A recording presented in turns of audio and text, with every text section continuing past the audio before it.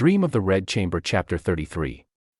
When the chapter opens, Baoyu is he's emotionally crippled. He's just gotten the news that Jin Chuaner, his mother's maid, has committed suicide.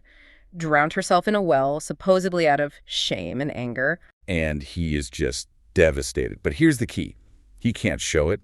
The text tells us that internally his 5 innards are crushed. He's literally wishing he could die with her. That's his private state. Exactly.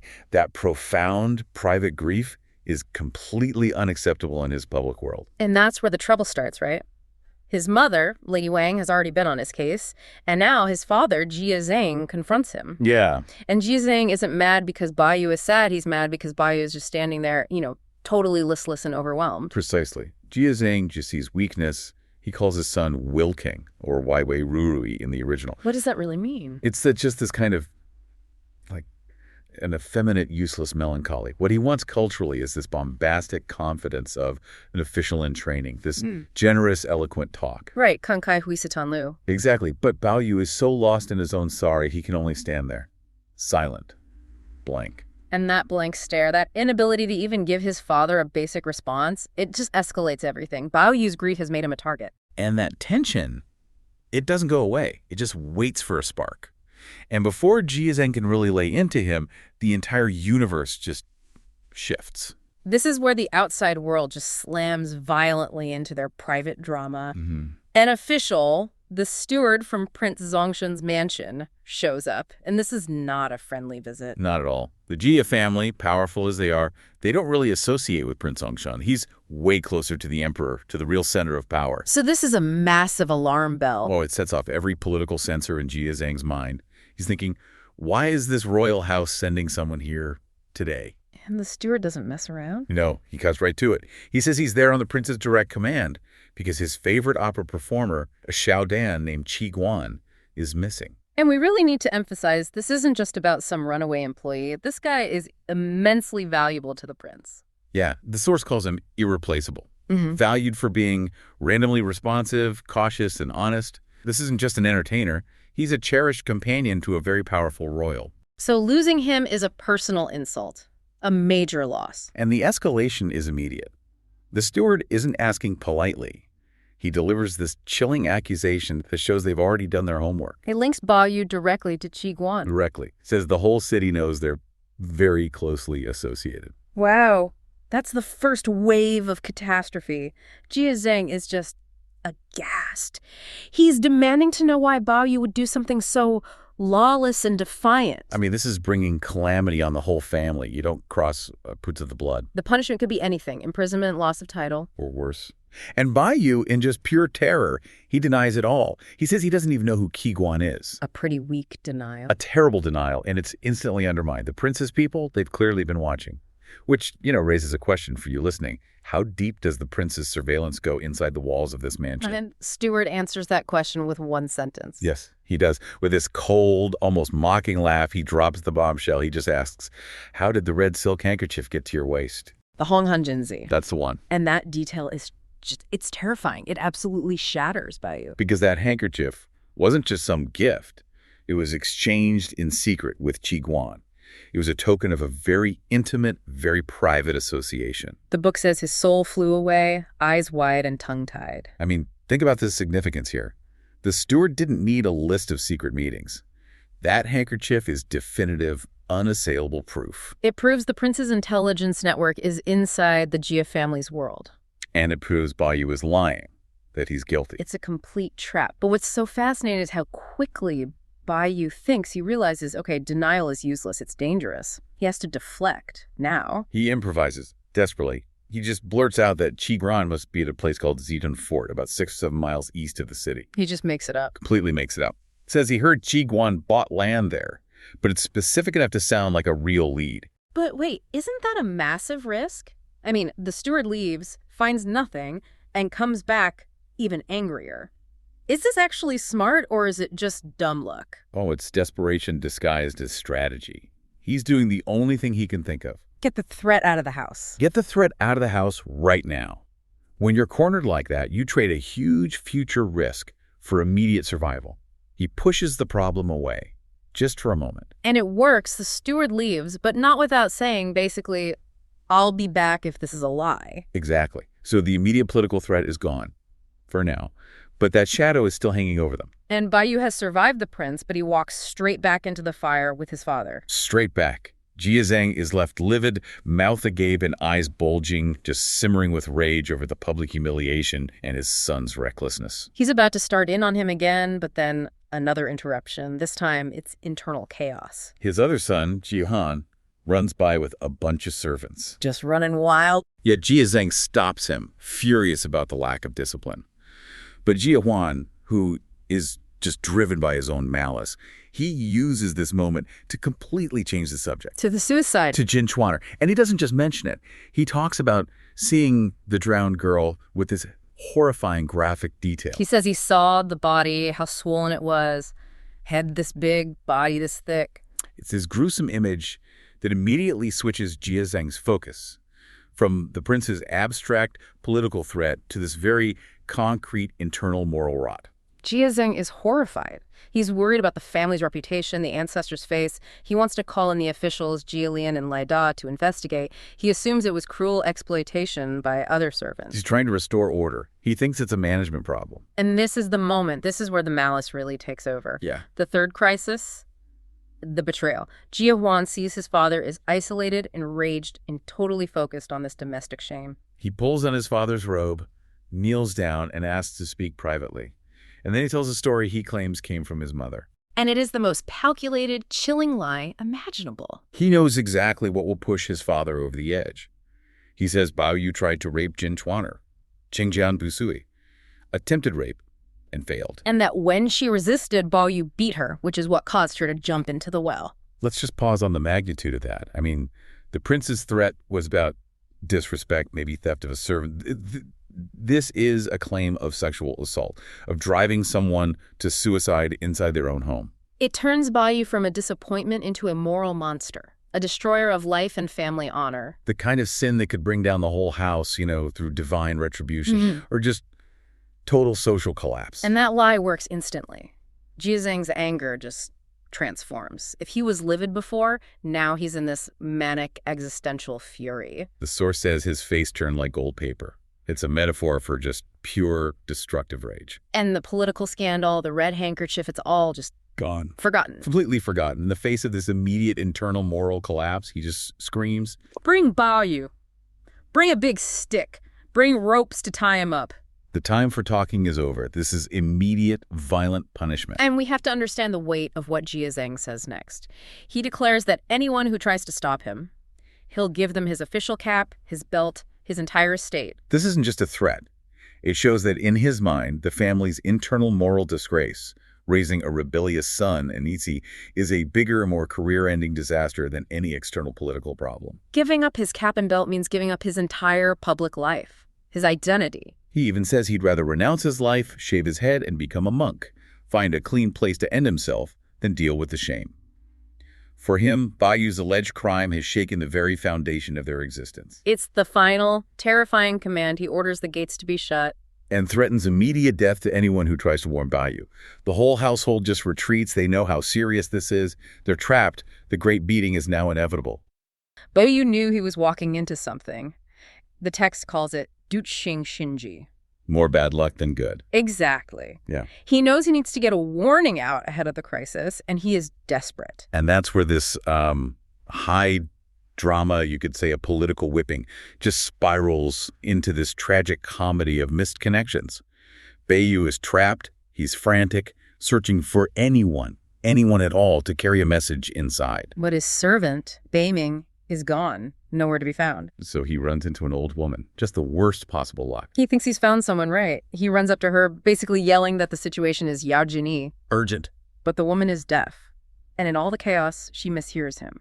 So instead of Yao Jing, she hears Tia Jing. Which means jumping into a well. Right. And she laughs at him. She thinks he's joking about something totally trivial and just says, "Let him jump. What are you afraid of?" At that one tiny, frustrating moment, it's so important because it seals his isolation. Physically and, symbolically. It really is. That moment of pure helplessness right before it all goes down tells you everything. He realizes he has no allies, no voice. He goes from being this spoiled, protected kid to standing completely naked before his father's rage. And when he finally faces Jie Zhang, that rage it's instant. It's absolute. The text describes his eyes as red and purple. He doesn't even bother with the laundry list of accusations. Wandering outside, gifting things to actors, neglecting his studies. Seducing maidservants. He bypasses it all. There's no trial, no reprimand, just this pure, lethal intent. He gives one command to the servants. Block his mouth and severely beat him to death. And the violence starts immediately. But you can see the fury escalating. The first stage, with the small servant, they're reluctant. They give him maybe 10 blows. But that's not enough for Jie Zhang. Not even close. He's not looking for compliance. He's looking for devastation. So he kicks the servant away, grabs the plank himself, and then just delivers 30 or 40 brutal, fierce blows. The text says he was biting his teeth and ruthlessly striking him down. I mean, this isn't discipline anymore. No, this is an attempt to annihilate him, to break his will, maybe even his life. And what's truly terrifying is how he justifies it. He uses this extreme political language. As guests try to step in, Jie Zhang just drives them away. He argues they're not protecting a child, they're protecting a budding monster. He says that if they keep enabling him, Baoyu will eventually commit the ultimate crimes. Shijun Shafu. Regicide and patricide. Exactly. That leap it's strategically terrifying, isn't it? Going from flirting with a maid to plotting to kill the emperor and your own father, that's a political death sentence. It tells us he's moved way past punishing a disobedient boy. He's now punishing a potential political criminal who threatens the whole family line.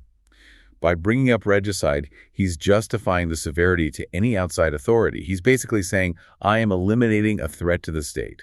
So the stakes just could not be higher, and the violence only stops when the next layer of authority arrives. His mother, Wang Furen. She rushes in, ignoring all the strict protocol. And you'd think this would help, her presence only makes Jie Zhang angrier. It's described as adding oil to a fire. He hits harder, faster, until she has to physically throw herself into the action. She doesn't just beg, she has to actually embrace the plank to stop him. But her intervention is so strategic, she moves through these different tiers of appeal. Her first appeals are simple. Restrain yourself, it's hot out. But then she quickly moves to the most effective argument she has. The threat to the higher authority. The old matriarch, Jiamu. She warns Jie Zhang that if Baoyu dies, the news will endanger the already unwell Jiamu. Killing Baoyu is a small tragedy, she argues, compared to the risk of endangering the grandmother. That's the greater matter. But Jie Zhang is he's too consumed by this idea of punishing a traitor. He dismisses her. He says he'd rather get a rope and kill Baoyu right now to eliminate future trouble. He genuinely believes that's his only option. So Wang Furen has to pull her final, most devastating emotional lever. She brings up their dead son, Jizu. It's a moment of just immense desperation. She demands that if he wants to kill Baoyu, he has to kill her first, reminding him Baoyu is her last surviving son. And then she cries out for her dead son. If only you were alive, I wouldn't care if 100 of them died. That's the breaking point. The text says, when Jie Zhang hears the name of his lost son, his composure just shatters. The rage gives way to this shared grief. And it's the sound of his own sighing and crying that finally, temporarily, stops the violence. It's fascinating, isn't it? He could resist the political argument. He could resist the appeal for his wife's welfare. But he couldn't resist the trauma of their shared loss. It reminds you that even at the peak of his rage, he's still a father who can be broken by family pain. The moment he stops, Wang Furen assesses the damage. Baoyu can't move, his face is pale, his shirt is bloody. She removes his sash to look at the wounds. And the description is brutal. From his hip all the way to his calf, it's a mess of green, purple, whole or broken with no sound spot. That detailed list of the wounds, it tells you this wasn't just a frenzy. No, it was methodical. He was trying to inflict maximum long-lasting damage, to break his son's physical will and leave a permanent mark of his power. And just as the parents are dealing with this devastation, the true, unchallengeable authority arrives. The power climax. The arrival of Jiamu, the grand matriarch. She comes in trembling, shouting the same thing as the mother. First kill me, then kill him. She is the foundational pillar of the entire household, and her authority just instantly nullifies Jie Zhang's. And Jie Zhang's whole demeanor just shifts. Instantly, he kneels, completely subservient. He tries to justify the beating, saying it was to teach his son to honor the ancestors. But Jiamu has absolutely no patience for it. She scolds him publicly, asking how his own father disciplined him. She's basically accusing him of being a worse son than Baoyu. She doesn't just admonish him, though. She weaponizes her position to deliver the ultimate threat. She orders the servants to prepare carts and luggage. She's threatened to leave for Nanjing immediately, taking Wang Furen and Baoyu with her, abandoning Jizeng completely. That threat carries enormous weight, doesn't it? I mean, this isn't just an old woman having a tantrum. What are the actual implications if she leaves? It's devastating. The matriarch is the root of the lineage, the moral legitimacy of the house.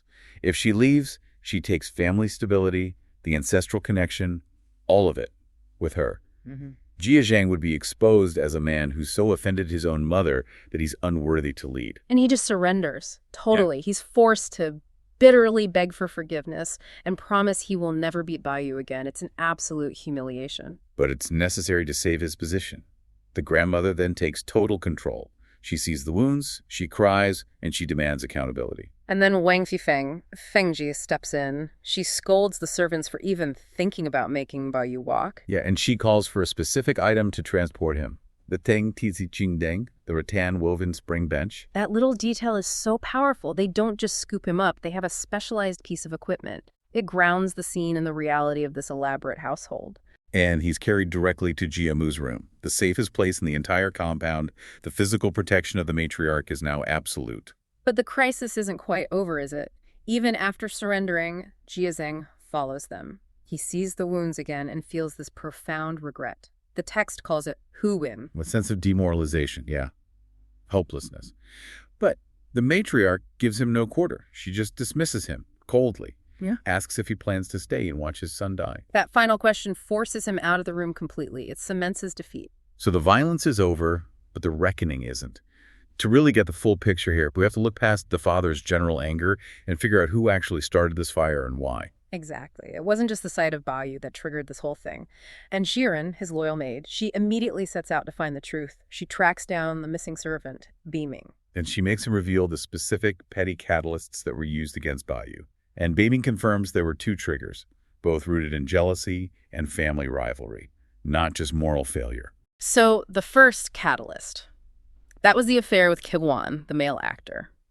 And Beaming suggests this was reported by Zhu Dagi, Zhu Pan, Baoyu's cousin. Zhu Pan is known for being crude and competitive. He was jealous of Baoyu's access to this desirable performer, so he tried to eliminate a rival by exposing Baoyu to his disapproving father. So external jealousy lit the fuse, but the second catalyst, that was just pure, chilling, internal family betrayal. The incident with the maid, Jinswan, Beaming clarifies that this was reported by San Ye, the third master, who is Baoyu's own half-brother, Jiahuan. It's a staggering detail. Jiahuan desperately wants his father's favor. He wants to supplant Baoyu as the main heir. So turning in his half-brother over a forbidden flirtation is the perfect, low-cost way to try and destroy Baoyu's standing. So this ferocious public political spectacle, the beating meant to stop regicide, was basically triggered by two acts of petty sabotage. One cousin jealous of an actor, and a half-brother trying to get Baoyu killed to secure his own future. It just reveals the dark truth that the house is a powder keg of personal ambition.